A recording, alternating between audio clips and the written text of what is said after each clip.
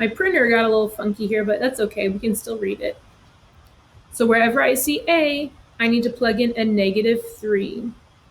So this A, I get a -3. I need to square that -3. Then I'm going to add 5 and subtract my B. My B is equal to 4. Then I'm going to divide all that by my X, and my X is -5. Substituting, that's half the battle. That's half the battle. Now we need to go through and do GEMDAS. Oh, Andrea. There we go. GEMDAS.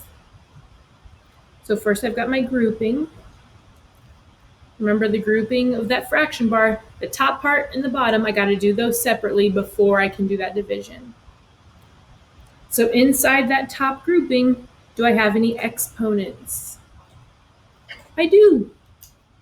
I have -3 squared.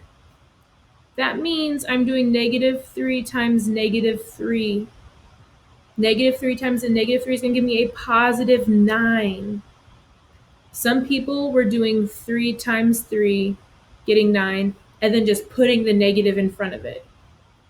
Just putting that negative in front of it, but that's not right. That's not right.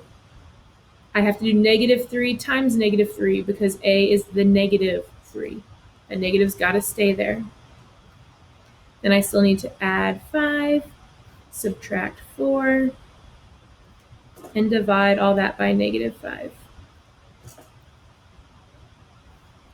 So next I'm going to go through and we did the exponents. Is there any multiplication or division to do on top or bottom?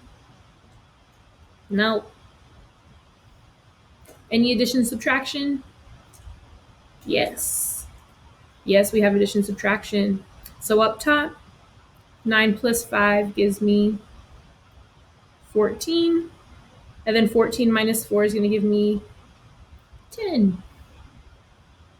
So I've got 10 for my numerator, divided by -5 for my denominator. Now that I've done the top group and the bottom group, now I can go through and divide all of that. 10 divided by a -5 is going to give me a -2. -2. On my calculator, first I got to tell it that A equals -3, B equals 4, and X equals -5. It needs to know all those things so it knows how to solve. Again, I got to use parentheses to get stuff on top and bottom. So parentheses, A squared plus 5 minus B. Close my parentheses. Oh, Andrea, let me go back and edit that. Divided by, there we go, divided by X. And I still get my answer to be -2.